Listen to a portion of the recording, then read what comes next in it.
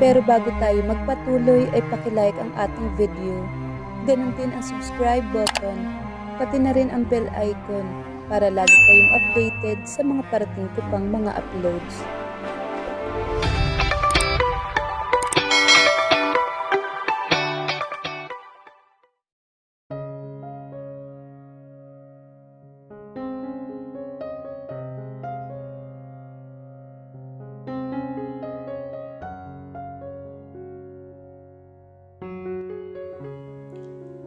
Mahal, intindihan mo si Amber.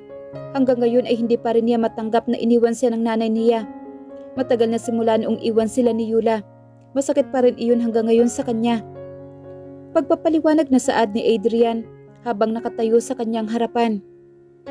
Tumalim ang tingin ni Alexis habang nakatingin sa sahig.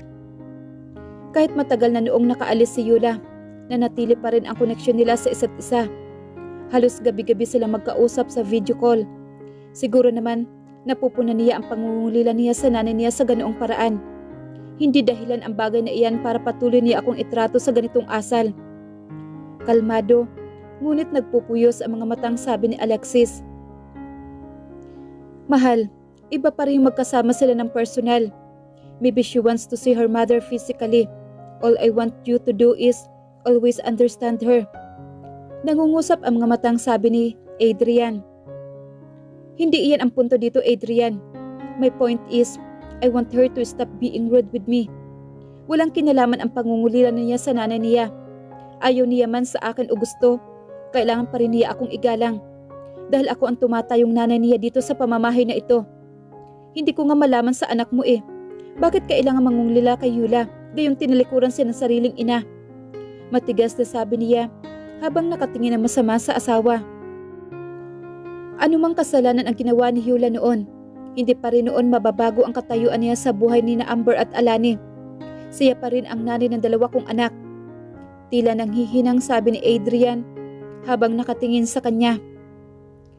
Tila tinutukan ng isang malakim na karayom ang puso ni Alexis nang sabihin iyon ni Adrian. May kung anong bumabara sa kanyang lalamunan. Nangingilid ang kanilang luha, ngunit hindi niya iyon hinahayaang pumatak. Ipinagtatanggol mo ba siya sa harapan ko ha, Adrian?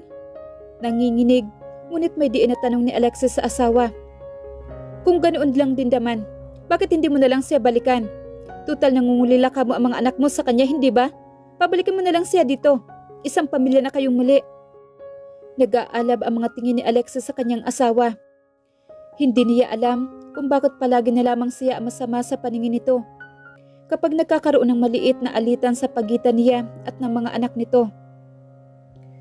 Mahal, hindi ganoon ang ibig kong sabihin. Ang gusto ko lang, habaan mo ang pasensya mo kay Amber. Masakit pa rin sa kanya ang mabilis na nangyari, kaya siya nagkakaganito. Ayokong lalo pa siyang ma-stress kung pagagalitan ko siya ngayon. Paliwanag nito habang nakahawak sa kanyang braso.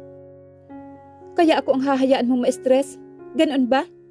Hindi ako makapaniwala sa iyo, Adrian.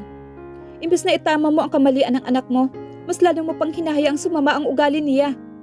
Paano na lang kung kalakayan niya ang ganito? Mapait na sabi niya sa asawa. Hindi ko siya tinotolerate, mahal. Gusto ko lang mabigyan siya ng space dahil alam kong mahirap tanggapin para sa kanya ang lahat ng ito. Mahal, sana naman maintindihan mo. Kung inaalala mo ang ganitong ugali sa iyo ni Amber, don't worry. I'll do everything to correct all of her mistake. Just please, give her time and space. Tila nagmamakaawa ang mga mata ni Adrian habang nakatingin sa kanya. Napakuyom ang kamay ni Alexis sa sinabi ng kanyang asawa. Ramdam niya ang lalong pag-uusbong ng galit sa kanyang dibdib. Hindi na niya alam kung papaanong ipapaintindi ang lahat ng gusto niyang sabihin sa kanyang asawa. Sa mga sinasabi mong iyan, lalo lamang ako nakakaramdam ng galit sa iyo. I'm so very disappointed with you, Adrian. Mapait na bulong niya, ngunit alam niya nakaabot iyon sa pandinig ng kanyang asawa. Dumaan ang sakit sa mga mata ni Adrian nang dahil sa kanyang sinabi. Kita niya ang tila pagkabigo nito. Sa kwarto ako ni Alessandro matutulog. Huling sabi niya bago nilisan ang silid nilang mag-asawa.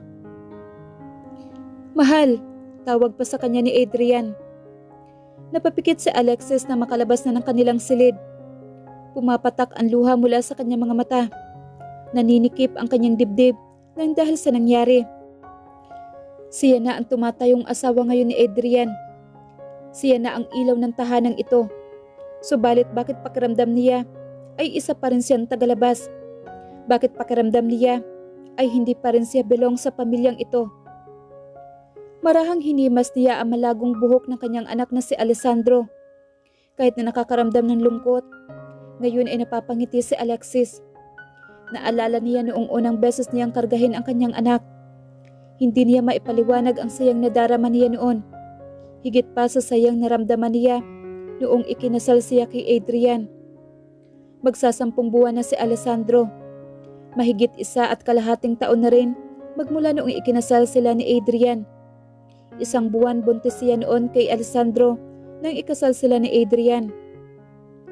Kinailangan madaliin dahil buntis na siya noon at kailangan ng paghandaan ang lahat. Nais kasi ni Adrian noon na maiapelyido agad sa kanya ang bata kapag nakalabas na ito. Jose Alessandro Cabrera III ang ipinangalan sa kanyang anak. May mas gusto siyang ipangalan noon para sa kanyang anak, ngunit ipinagpilitan ni Adrian ang kanyang gusto.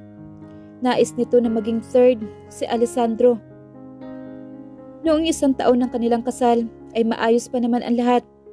Bukod sa pagiging bastos sa kanya ni Amber, ay wala na silang naging iba pang problema.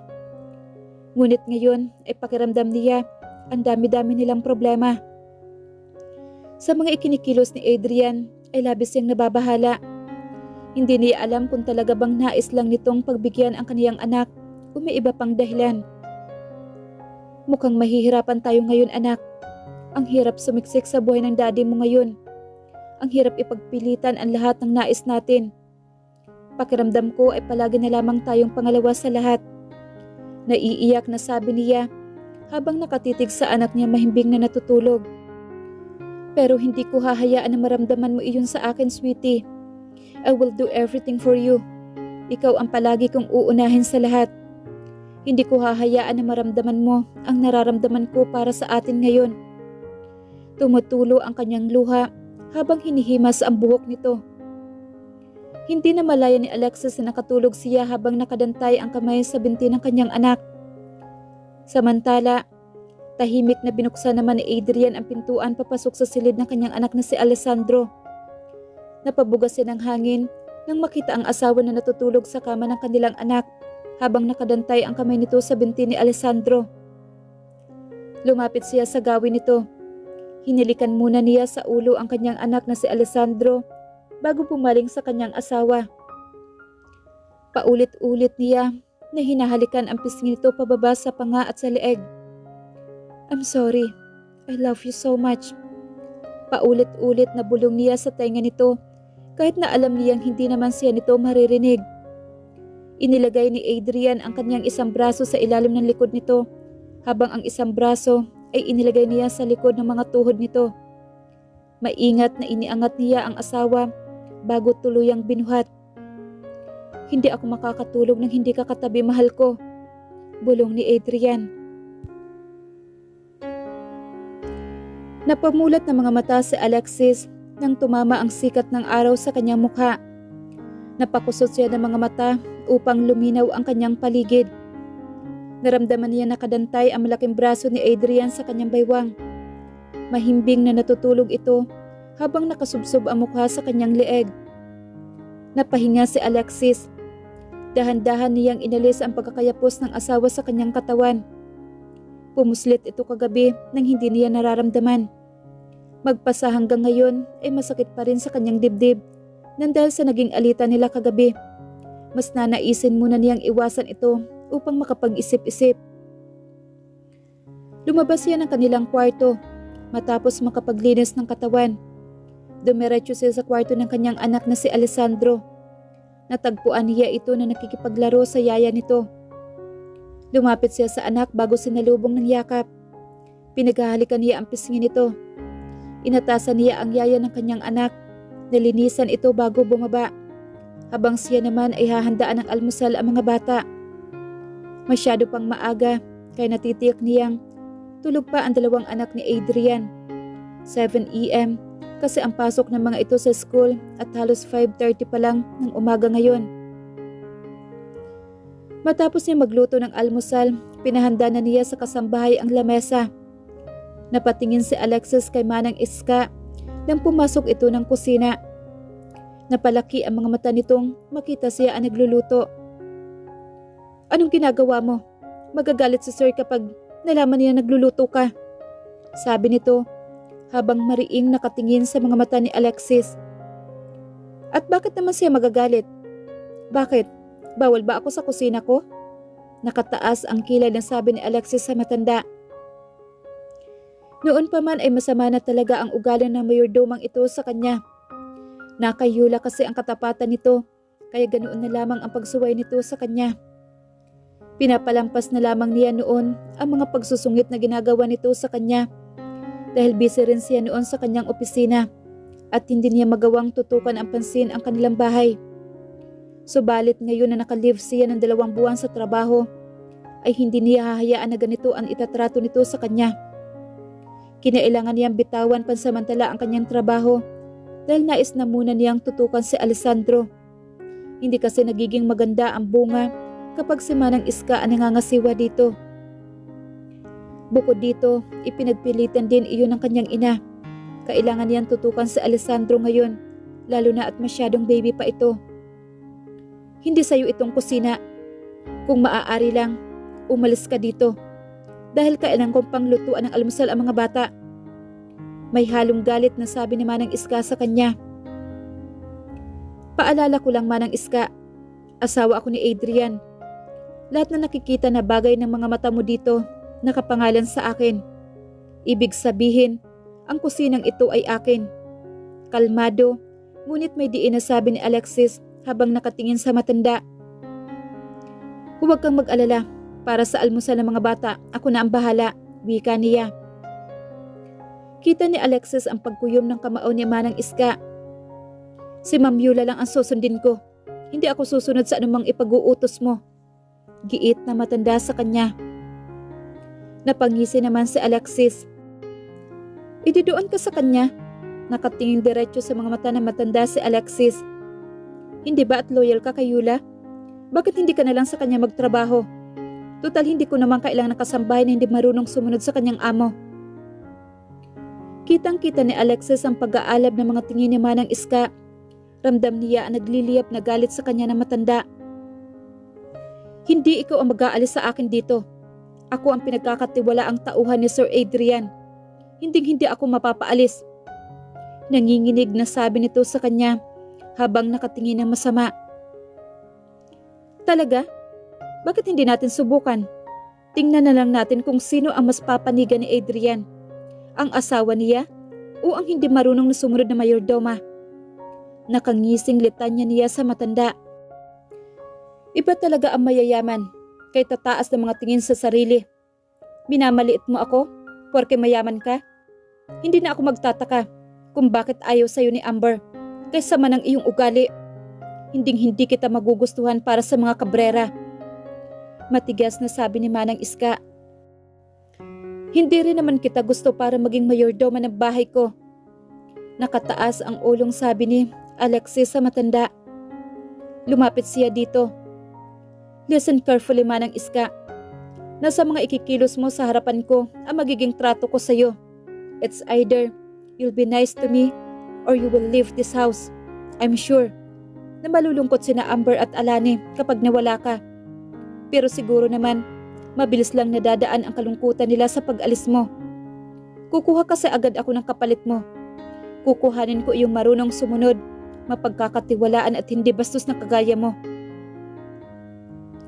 Bakas na bakas ang takot na bumalot sa mukha ni Manang Iska. Hinding-hindi niya hahayaan na magpatuloy ang tratong ganito sa kanya, sa bahay na ito. Siya na asawa ni Adrian, magiging maayos naman ang lahat kung walang susuway sa kanya. Ang pagiging tapat ng mga ito kay Yula ang naguudyok sa kanya na gawin ang mga bagay na ito. Sa totoo lang ay ginagawa niya ang lahat noon para lang makisama sa mga ito. Lahat ng pag-a-adjust ay ginagawa na niya maging maganda lang ang pakikitungo ng mga ito. Ngunit kung hindi dahil sa pagiging tapat ng mga ito kay Yula, hindi sana magiging ganito ang kaniyang gagawin. Kung naiintindihan mo ang mga sinasabi ko, maaari ka nang bumalik sa gawain mo. Ngunit kung hindi, mag-impake ka na at mauna ka nang umalis bago pa man kita palayasin. Diretsyang sabi niya sa matanda. Mahal, napalingon si Alexis sa pinanggalingan ng direksyon ng boses ni Adrian. Napalayo ng kaunti si Manang Iska sa kanya, ngunit naroon pa rin ang takot sa mga mata nito. Mahal, humihingal na tawag sa kanya ni Adrian na makapasok ng kusina. Mabilis na yumakap ito sa kanya. Napalaki naman ang mga mata ni Manang Iska habang nakatingin sa kanila. Bakit ka humahangos? Malamig na tanong ni Alexis sa asawa bago kumawala sa yakap nito. Mukhang nakaramdam na kailangang pag-alis si Manang Iska dahil kusa itong umalis ng kusina. Kita ni Alexis ang nangangambang emosyon sa mga mata ni Adrian. Hindi niya alam kung saan ito nanggagaling. Akala ko umalis ka, mahal. I'm really sorry about what happened last night. I was just too desperate for my daughter. I'm so sorry. Nanunuyong bulong nito bago siya muling niyakap. Marahang itinulak ni Alexis ang asawa upang magkaroon ng distansya sa pagitan nilang dalawa. Tawagin mo na ang mga bata, kakain na. Malamig na sabi niya sa asawa bago ito tinilakuran. Mahal, hindi na niya pa ito nilingon. Ipinagpatuloy na niya ang pagsandok ng pagkain. Naramdaman ni Alexis na umalis na sa kanyang likuran ang asawa dahil nawala na ang presensya nito sa kanyang likod. Napahinga siya ng malalim. Kagabi ay pilit niyang iniisip ang bagay na sinasabi ni Adrian.